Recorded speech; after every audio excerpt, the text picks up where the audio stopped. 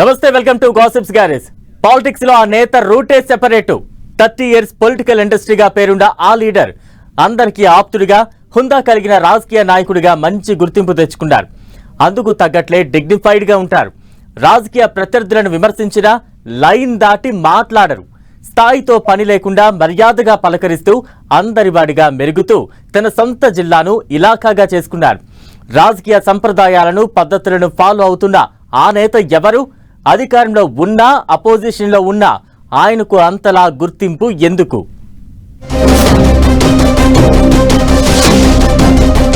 నాయకుడంటే ఆయనలా ఉండాలనేలా బొత్స ప్రవర్తన.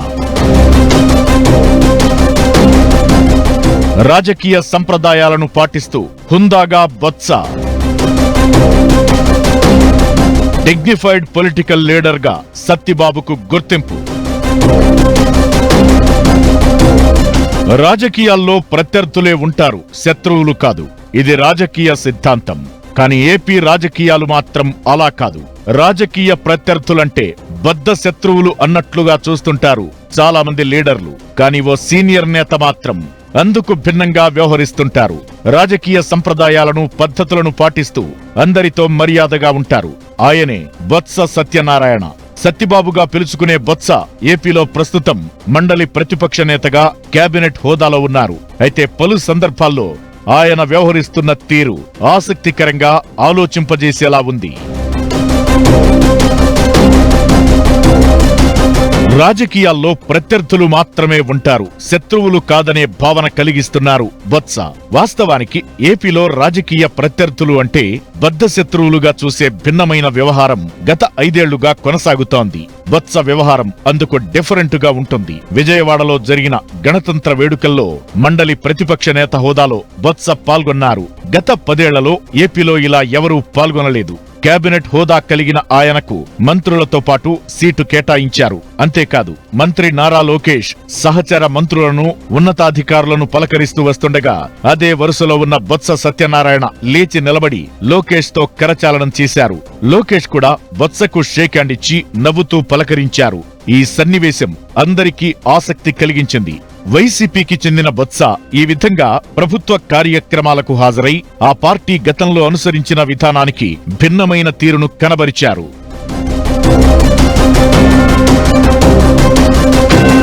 సాఫ్ట్ గా ఉంటున్నంత మాత్రాన బొత్స అపోజిషన్ రోల్ ప్లే చేయడంలో మాత్రం తగ్గడం లేదు. శాసన మండలిలో విపక్ష నేతగా ప్రభుత్వాన్ని ప్రశ్నిస్తున్నారు. ఇచ్చిన హామీలను అమలు చేయలేదని ఎరకాటంలో పెడుతున్నారు. ఆ మధ్య పిఎస్సి ఎన్నికలు జరిగినప్పుడు కూడా శాసనసభ ఆవరణలో తన కారు దగ్గరకు వెళ్తున్న డిప్యూటీ సీఎం పవన్ కళ్యాణ్ ను పలకరించి ఆత్మీయంగా ఆలింగనం చేసుకున్నారు బొత్స. అక్కడే ఉన్న పెద్దిరెడ్డి రామచంద్రారెడ్డి, మిగతా వైసీపీ నేతలు మాత్రం పక్కకు వెళ్లిపోయారు. ఇలా సుదీర్ఘకాలంగా రాజకీయాల్లో కొనసాగుతున్న బొత్స తన అనుభవాన్ని, హుందాతనాన్ని, మెచ్యూరిటీని చూపిస్తున్నారు. బొత్స వైఎస్ఆర్ హయాంలో మంత్రిగా పనిచేశారు. ఆ తరువాత రోసయ్య, కిరణ్ కుమార్ రెడ్డి కేబినెట్లోనూ కొనసాగారు. వైసీపీ గూటికి చేరి అధికారంలోకొచ్చాక అక్కడ కూడా మంత్రి అయ్యారు. ఉమ్మడి ఏపీకి పిసిసి చీఫ్ గా పనిచేశారు. ఆయనకివన్నీ మామూలే. కానీ వైసీపీ మాత్రం అధికార పక్షానికి దూరంగా ఉంటోంది. ప్రభుత్వం నిర్వహించే ఏ కార్యక్రమానికి హాజరు కావడం లేదు. అయితే బొత్సకు ఆ ఫ్రీడమ్ ఉందని, అందుకే ఆయన అన్ని కార్యక్రమాలకు వెళుతున్నారని అంటున్నారు. అంతేకాదు, ఆయనకు అధికార ముఖ్యులతో ఉన్న పరిచయాలతో వారితో ముచ్చటిస్తున్నారు. దాంతో వైసీపీ నుంచి ఎవరు కనిపించకపోయినా బొత్స మాత్రం గత సంప్రదాయాలను పాటిస్తూ వస్తున్నారు.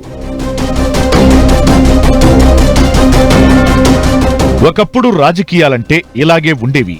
ఒకరిని ఒకరు విమర్శించుకోవడం, తరువాత ఏదైనా కార్యక్రమాల్లో కలిసినా, ఎదురెదురు పడినా మాట్లాడుకోవడం వంటివి ఉండేవి. కానీ గత కొన్నేళ్లుగా ఇవేవీ కనిపించడం లేదు. రాజ్ భవన్ లో అట్ హోమ్ పేరుతో గవర్నర్ ఇచ్చే తేనీటి విందుకు అన్ని పార్టీల నేతలు హాజరై సుహృద్భావ వాతావరణంలో ముచ్చటించుకునేవారు. అప్పట్లో వైఎస్ఆర్, చంద్రబాబు కలిసి ముచ్చటించుకున్న సందర్భాలు ఉన్నాయి. అయితే కొన్నేళ్లుగా ఏపీలో అలాంటి వాతావరణం కనిపించడం లేదన్నది కాదనలేని వాస్తవం. ఇతర పార్టీ నేతలను రాజకీయ ప్రత్యర్థులుగా కాకుండా శత్రువులుగా చూస్తూ కనీసం ఎదురెదురు పడితే కూడా పలకరించుకునే పరిస్థితి లేదు. అందుకు భిన్నంగా బొత్స వ్యవహరిస్తున్నారు. మర్యాద ఇచ్చిపుచ్చుకోవడం, ఎదురెదురు పడితే పలకరించడం, ప్రభుత్వ అధికారిక కార్యక్రమాలకు ఆహ్వానం ఉంటే వెళుతూ మంచి సంప్రదాయాలను కొనసాగిస్తూ వస్తున్నారు సత్తిబాబు. అయితే బొత్స తీరు వైసీపీ హైకమాండ్ కు సమ్మతమేనా అన్నది కూడా చర్చ జరుగుతోంది. జగన్ తో సహా వైసీపీ నేతలెవరూ రాజకీయ ప్రత్యర్థులతో గాని ప్రభుత్వ పెద్దలతో గాని డయాస్ షేర్ చేసుకోవడానికి ఇష్టపడటం లేదు. అయితే బొత్సకు పార్టీ ఫ్రీడమ్ ఇచ్చిందని, ఆయన లాంటి సీనియర్ లీడర్ ని నియంత్రించే పరిస్థితి కూడా ఉండదనేది పార్టీలో జరుగుతోన్న చర్చ. అయితే అధిష్టానానికి సమాచారం ఇచ్చే బొత్స ఇలాంటి కార్యక్రమాల్లో పాల్గొంటున్నారని పార్టీ వర్గాలు చెబుతున్నాయి. ఏదేమైనా రాజకీయాల్లో బొత్స వ్యవహరిస్తున్న తీరు హుందాగా ఉందనే అభిప్రాయం మాత్రం వ్యక్తమవుతోంది.